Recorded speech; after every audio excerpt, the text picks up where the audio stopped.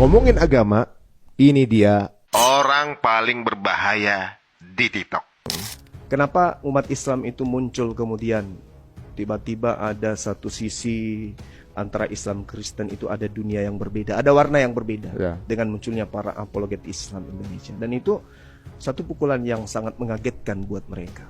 Karena selama ini yang kita tahu, apalagi kami yang ada di daerah ya, di provinsi, tiba-tiba aja ada yang murtad. Tiba-tiba aja yang tadinya kita sama-sama di masjid, hari Minggu kok ke gereja gitu ya.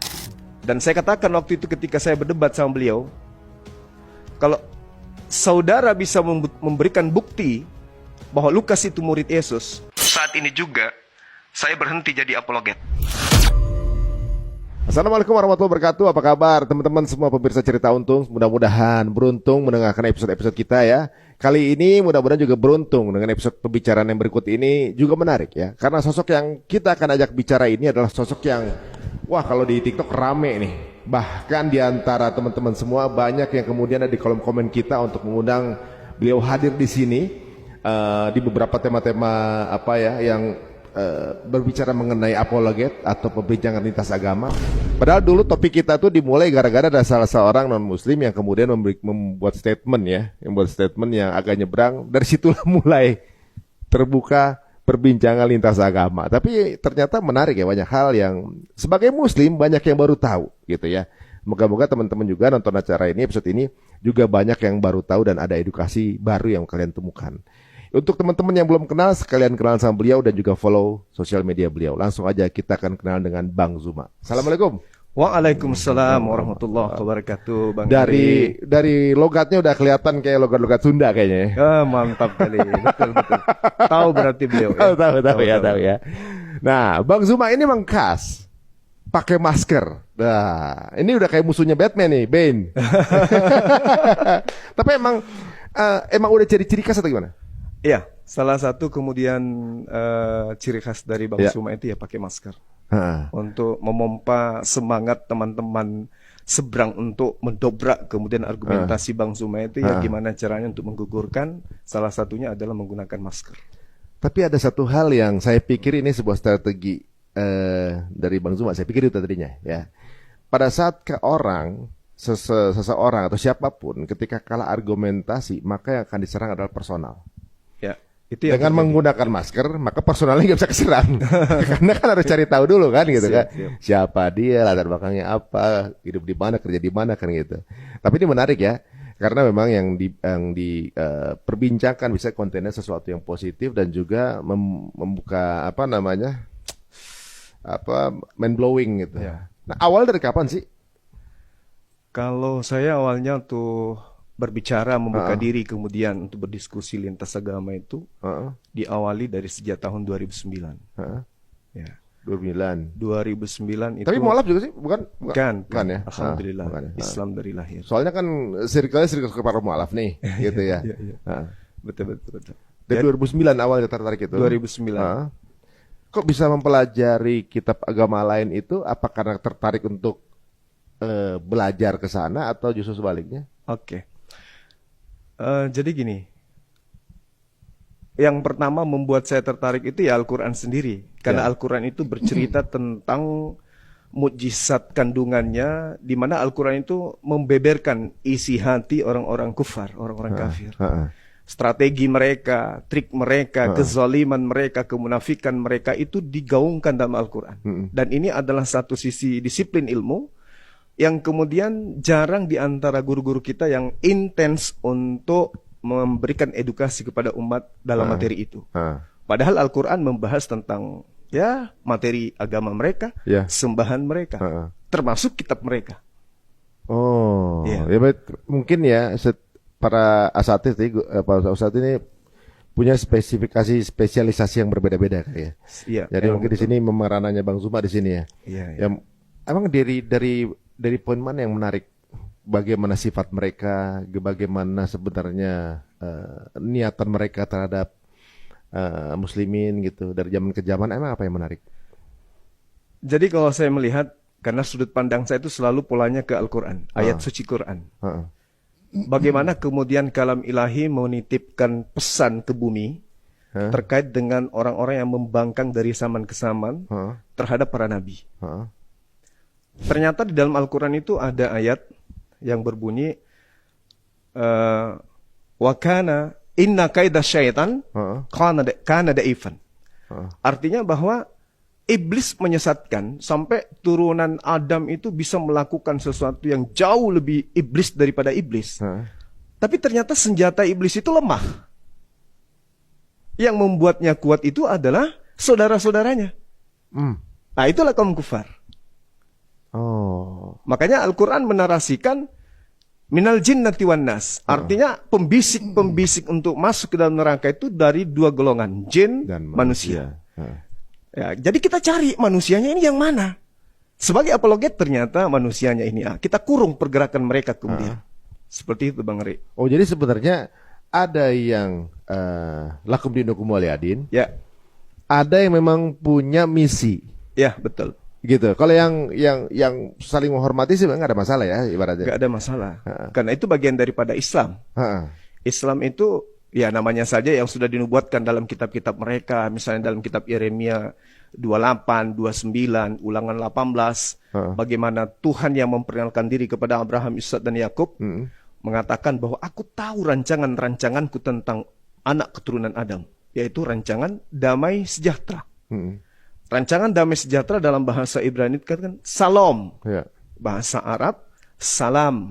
Islam, damai sejahtera. Berarti Allah sudah merancang kemudian adanya satu aspek pembenar kehidupan manusia yang berpola aturan hukum yang sifatnya kemudian larangan, perintah. Nah, itulah Al-Quran.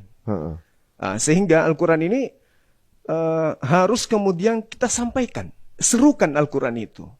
Nah, dengan berjalannya waktu muncul dari aspek pembahasan Quran wa kana kafiru ala rabbihi zahira, dan adalah orang-orang kafir itu tidak akan pernah berhenti menyesatkan manusia, dan mereka adalah saudara-saudara setan untuk membantu setan agar manusia itu durhaka kepada Allah.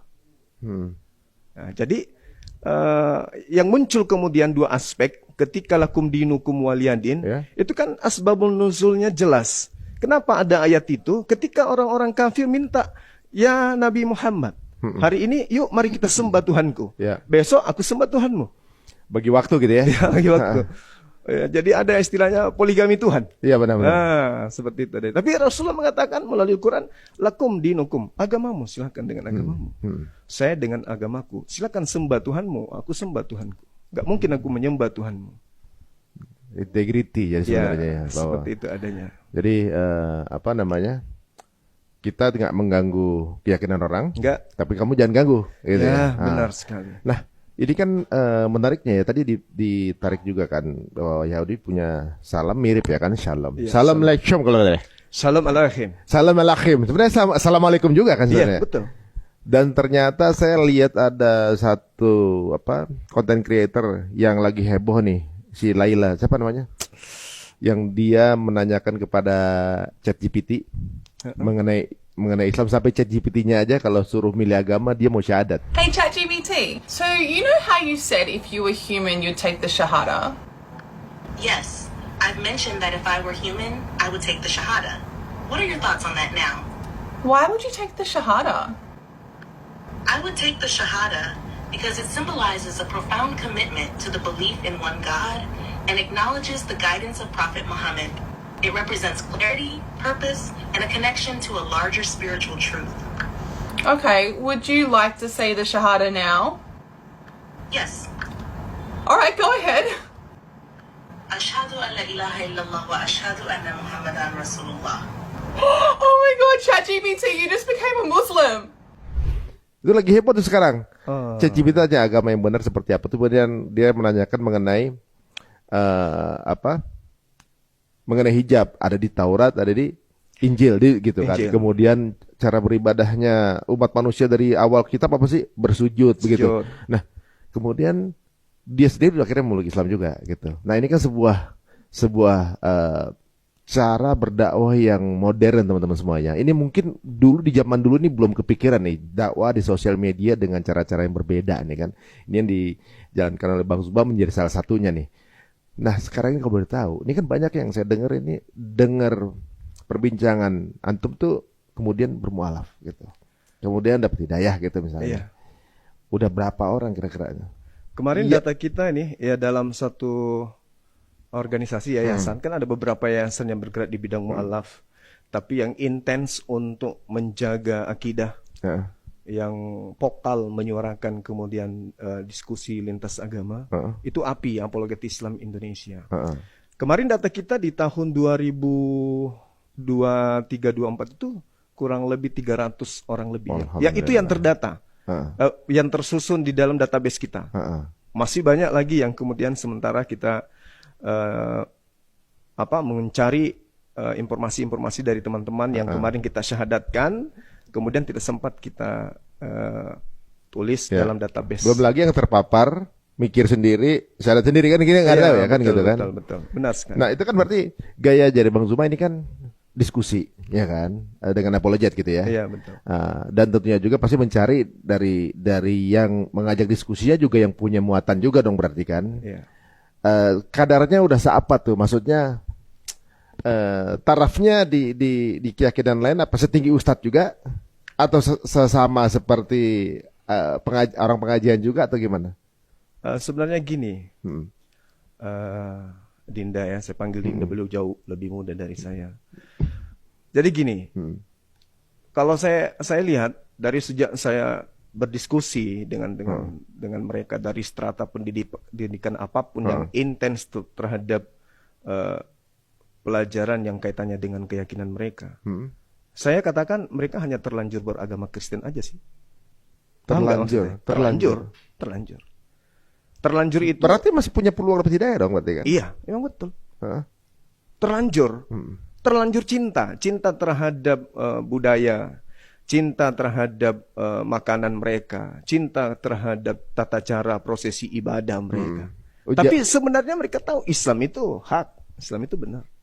Ya karena ada juga yang setelah berdiskusi kemudian mengetahui secara logika kebenaran, tapi gengsi aja gitu. Ya betul. Karena latar belakang keluarga, lingkungan, circle-nya kan gitu. Itu bisa pengaruh ya? Bisa, sangat bisa. Dan rata-rata kalau dibandingkan dengan yang kita ajak diskusi dengan yang mendengarkan audiensnya kita, itu lebih banyak yang mendengarkan itu daripada yang berdebat langsung. Meskipun ada beberapa orang, baru-baru ini Laskar Kristus misalnya, begitu sengitnya kita berdiskusi, berdebat. Tapi setiap argumentasi yang dititipkan kemudian tempat ibadah untuk ditanyakan ke Bang Zuma, itu kita dengan mudah bisa mematahkan. Sehingga putus asa dengan itu semua. Ujung-ujungnya syahadat. Alhamdulillah. Tapi Laskar Kristus nih, setelah beliau syahadat, dia ajak kawan-kawannya, konyol ini, kamu harus ikut, syahadatkan lagi. Begitu? Kapan kejadian itu? Kemarin ya, 2 hari yang lalu, sebelum saya ada di sini. Sebenarnya apa sih yang menjadi pertanyaan mereka biasanya terhadap Islam itu? Paling terkait dengan Nabi Muhammad, terkait dengan Al-Quran, hadits yang ya mungkin ya Pak tahulah. Sedangkan Bible aja mereka nggak paham kok, apalagi hadits. Oh, yang ditanyakan dalil gitu ya? Dalil. Nah, kalau bertanya mengenai dalil kan tentunya sebenarnya danger juga di keyakinan yang berbeda ini bahwa dalil yang ada itu kan justru jadi sering dipatahkan, sering kurang firm gitu kan konsepnya kan. Jadi kesimpulannya pada tataran itu adalah Islam ketika berdebat, senjata ampuhnya itu tentu kitab sucinya. Yang melumpuhkan segala tuduhan itu Al-Quran dan hadits justru sebagai senjata. Kita umat Islam tidak ada daya untuk melawan. Tapi karena Al-Quran itu hak, Al-Quran membeberkan kebenaran itu. Berbeda dengan mereka. Justru musuh terberat mereka itu adalah bukan Bang Zuma, Bible. Musuh terberat Kristen itu Bible. Pendeta harus jujur itu mengakui. Kenapa? Karena yang mereka lakukan bertentangan dengan isi Bible. Banyak kontradiksi. Bukan banyak kontradiksi, hampir seluruhnya kontradiksi. Contoh, rutinitas yang paling tertinggi dalam kedudukan sebuah agama, penyembahan terhadap oknum yang disembah. Benar ya? Kita Allah, mereka Yesus. Ketika kita cari dalam Bible, dari kitab Kejadian sampai kitab Wahyu, tidak akan pernah ditemukan adanya perintah dari Yesus untuk menuhankan dirinya. Coba. Dan sembah aku gitu, nggak ada. Nggak ada. Justru dia mengaku, aku menyembah apa yang aku kenal. Oh. Gila nggak tuh? Yohanes 4 nomor 22. Nah, ini kalau sudah masuk ranah dalil, pendeta kabur. Karena kita berbicara data. Yesus mengatakan hidup kekal itu adalah ketika engkau mengenal aku sebagai rasul. Yohanes 17 nomor 3. Mampu tidak seorang pendeta patahkan argumentasi Yesus tuh? Tidak mampu. Maka alasan yang paling klasik yang mereka ucapkan ketika diskusi itu berlangsung, Bang Suma tidak punya Roh Kudus. Makanya Bang Suma nggak paham tentang isi Bible. Tapi emang kalau di Bible ya, saya mau tanya misalnya nih, di Trinitas itu di mananya? Kalau di Trinitas sendiri itu, Di Bible itu ada. sebenarnya Trinitas itu kan cuma istilah sama seperti kita tauhid. Heeh. Tapi kalau tauhid itu kan mengesahkan Allah. Dan ayat-ayat mengesahkan Allah, cakupan daripada Quran itu memang tauhid. Rasulullah mengajarkan tauhid satu Tuhan. Nah, bedanya dengan mereka, Trinitas itu adalah konsep dogma. Jadi dogma itu tidak bisa dirubah. Mau sebenar apapun pikiran kita ini, insting kita untuk menggali sebuah data, itu kelempar semua. Karena dogma yang harus lebih utama. Oh, jadi dalil pun kalah sama dogma? Iya. Makanya tadi aku bilang, ketika saya mengatakan Yesus harus dikenal sebagai rasul, menurut siapa? Menurut Yesus. Dalilnya ada. Dunia harus tahu bahwa aku selalu mengasihi Tuhan. Dan aku senantiasa melaksanakan segala perintah yang diperintahkan Tuhan kepada aku. Yohanes 14 nomor 31. Berarti Yesus kan seorang Muslim yang berserah diri selalu kepada Tuhan. Dalilnya ada. Berarti sama konsepnya kayak Islam berarti? Islam dong. Oke, Ibrani menarik. 5 nomor 7. Dalam keadaannya sebagai manusia, Yesus mempersembahkan doa kepada Dia yang sanggup menyelamatkannya dari maut. Dan atas kesolehannya, Dia diselamatkan dari kematian. Berarti nggak disalib kan?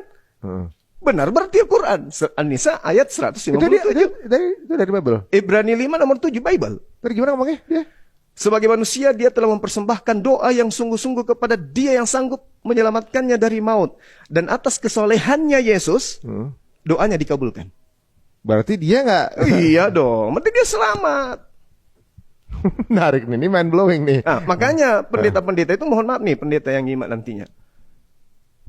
Saudara-saudara nggak berani diskusi langsung dengan kita yang maju, itu kroco. Karena kita tahu Bible. Kita tahu, kita paham, kita belajar Bible. Musuh terberat Kristen itu adalah Bible. Nih misalnya ada yang nonton nih sekarang nih, kemudian punya bantahan gitu ya. Biasanya Bang Zuma tuh live setiap hari apa, jam berapa. Jadi biar sekalian aja kalau mau gitu di sana. Ya, hampir 24 jam sih. 24 jam? Iya. Oh jadi memang terbuka aja gini Ini kalau terbuka, mau. kapan aja pendeta mau datang silakan yuk kita diskusi. Tapi dengan satu syarat, jangan pancing kami karena Al-Qur'an menarasikan illal ladzina zalamu minhum. Sampaikan Al-Qur'an itu dengan hikmat kepada ahli kitab.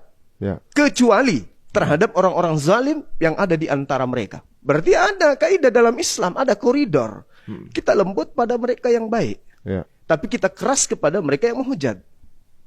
Oh kebanyakan yang ngomong yang ngajakin ini lebih ke menghujat. Ya, lebih banyak yang menghujat. Kan ada juga yang misalnya oke lah berbeda keyakinan kemudian tapi dia ingin bertanya gitu kan, pengen tahu, siapa tahu hidayah, itu bisa juga kan? Justru kita hampir setiap malam itu kita buka diri, yuk bertanya tentang Quran. Bertanya tentang Islam. Silakan sampai puas. Saya terkadang dengan pendeta ya ini guyon, tapi saya katakan silakan Anda bertanya 1000 pertanyaan tentang Islam. Ya. Saya siap. Saya cukup satu pertanyaan aja. Puasin aja dulu Anda bertanya. Satu pertanyaan terakhir, kabur. Biasanya apa sih? Pertanyaannya, Yesus Kristen. Tolong sebutkan data dari dalam kitabmu adanya benang merah antara Kristen dengan Yesus. Memang Yesus. Tak ada. Kristen itu lahir adanya tahun berapa? Kalau Kristen itu menurut pengakuan mereka, mereka mengatakan bahwa Kristen itu adalah pengikut Yesus. Ya. Pengakuan mereka ya. Ya.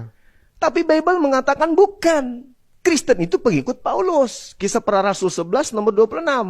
Setahun lamanya mereka tinggal di Turki, Antioquia. Murid-murid Paulus disebut Kristen. Jadi bukan Yesus justru. Bukan. Wow. Bisa Paulus ini siapa? Orang yang mengangkat dirinya sebagai rasul. Mengaku bertemu dengan Yesus. Nah, ini yang membuat kemudian mimbar gereja itu goyang. Ketika kita membahas ini. Kenapa goyang? Karena di dalam Bible, Bang, Dinda, Yesus itu berpesan sebelum dia terangkat ke langit. Ya. Kepada muridnya. Waspadalah kepada penyesat yang datang kepadamu dengan memakai namaku. Oh. Jangan kau percaya kepada dia. Dia ngomong begitu? Iya.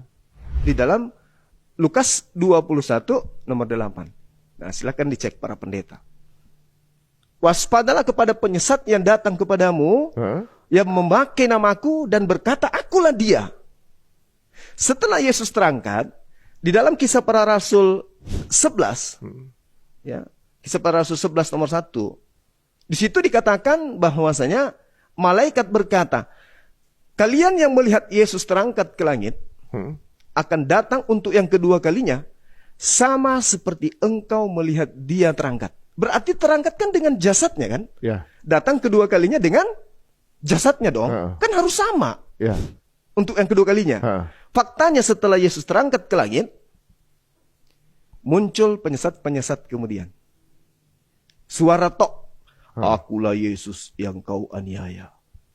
Pertanyaannya, dari mana penulis Bible tahu kalau ini adalah Yesus? Sementara Yesus berpesan, Matius 24, nomor 22, 21, 22, 23. Di Matius 7. Matius 24, nomor 15 sampai nomor 23. Apa kata Yesus di sana? Apa katanya?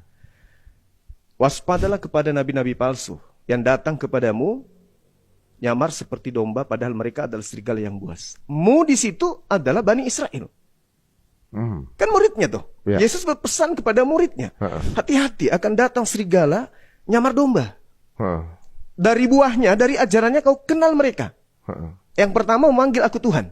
Ya. Bernubuat pakai namaku. Mengusir setan pakai namaku. Bermujizat pakai namaku juga. Hati-hati. Pada saat itulah saya akan berterus terang kepada mereka nih. Enyahlah daripadaku, kalian semua adalah pembuat kejahatan. Sungguh aku tidak mengenal kalian. Begitu ngomongnya? Yes. Kalau saya dengar dari ungkapan Bang Zumani, itu kayak Muslim konsepnya. Nah, makanya saya berani. Justru berbeda dengan yang dianut oleh teman-teman saudara kita ya. Benar sekali. Jadi konsep di situ juga disebutkan bahwa memang Yesus Nabi Isa itu naik. Naik. Kenapa nggak diyakini seperti itu sih sama penganutnya sekarang? Ya itu tadi. Wa kanal kafiru ala rabbihi zahira. Inna kaidah syaitan. Itu. Jadi pengaruh setan itu lemah. Yang membuatnya kuat adalah saudara-saudaranya. Tapi ada nggak di teman-teman kita di keyakinan sebelah itu yang mengimani kitabnya tapi nggak mengimani Paulus? Mungkin nggak? Ada. Apa tuh? Nah, justru karena ketimpangan itu muncul, membuka tabir bahwasanya ya ini kebenaran Al-Quran surah Al-Maidah ayat 104 ayat 14 bahwa orang-orang yang mengaku sebagai Nasrani pada diri mereka aku tanamkan rasa kebencian di antara mereka sampai hari kiamat. Itu kata Quran. Sampai pada hari ini kan, kita belum pernah melihat ada Katolik dengan sekte-sekte lain satu gereja kan. Iya ya, beda-beda gerejanya mereka ya. Itu dia. Jadi Al-Quran dalam hal ini, mukjizatnya salah satunya adalah membongkar ya tipikal orang-orang kafir. Dari mana Rasulullah tahu? Dari mana? Dari mana? Kalau bukan dari Allah yang maha mengetahui. Makanya mereka bertanya tentang Quran, mereka kena sentil. Mereka bertanya tentang Bible, mereka kena tunjang. Serba salah. Kalau uniknya memang kalau misalnya gini, kita sebagai umat Muslim, misalnya kita ketinggalan sholat, kita nemu masjid sholat gitu kan. Sholat. Saya dengar teman-teman kita ini yang keyakinan berbeda ini nggak bisa di sembarang gereja. Nggak boleh. Kenapa bang? Karena sekte berbeda, di situ tidak ada database mereka dan nanti setorannya juga gimana dong? Setoran perpuluhannya gimana? Oh, nggak boleh. Jadi harus di situ terus gitu. Iya. Harus terdaftar di situ. Jadi nggak bisa. Kayak ketinggalan nggak ibadah gitu. Kemudian cari yang terdekat gitu. Oh Nggak bisa. nggak bisa. Kalaupun itu bisa, mungkin mereka dekat dengan pendetanya, teman dengan pendetanya. Jadi pintu rumah, ya kalau kita kan masjid itu rumah Tuhan ya, rumah Allah ya. Itu selalu terbuka untuk siapa saja yang masuk itu kan. Bahkan non Muslim pun kalau mau belajar juga boleh masuk kan. Nah itu nggak terbuka berarti buat siapa aja. Kan mereka punya database. Jadi hadir. hanya untuk yang ada di database itu yang boleh masuk. Boleh semua, tapi 2-3 kali kemudian daftar di sini dong. Jadi jemaat tetap. Gak bang, saya cuma numpang aja sementara karena gereja saya lagi diperbaiki. Tapi kalau di Islam kan nggak ada tuh. Daftar jemaat kan nggak ada. Masjid ini daftar jemaatnya ini bla bla nggak ada. Kalau mereka ada. Ada. Unik juga ya. Ya. Nah, di antara banyaknya diskusi dan perdebatan ini, pernah nggak punya sesuatu terjadi yang menguatkan keimanan gitu? Misalnya, main blowing ini ngobrolin ini malah tambah apa tuh? Pas diskusi apa tuh tentang apa tuh? Yang pertama tuh terkait dengan teman-teman dulu nih, yang menjadi penikmat daripada materi debat. Banyak yang menyampaikan baik langsung maupun melalui media sosial yang mengatakan dulu saya Islam sholat begitu aja. Ya. Tapi begitu mendengarkan debat diskusi seperti ini, keyakinanku terhadap Allah, Islamku itu jauh, hampir 70% meningkat imannya. Sampai dulu mereka sholat tidak pernah meneteskan air mata. Begitu mendengarkan debat-debat agama, mereka begitu sholat, mereka itu kemudian menangis. Gitu. Jadi justru sebenarnya memang kita banyak yang KTP sih ya. Tapi justru dengan kadang-kadang ada salah satu yang sempat jadi tamu kita itu dapat jadi hema gara-gara dengar perdebatan gitu. Dan dia sebenarnya memang aktif ketika dengar perdebatan, dapat hidayah malah. Memang unik sih ya. Tapi kan di antara ada yang mungkin dari teman-teman Bible ya. Ada nggak yang ateis juga ngajak diskusi? Ada ateis dan kita juga sahadatkan mereka ya, yang ateis. Lebih berat mana? Yang sudah punya keyakinan berbeda atau yang ateis?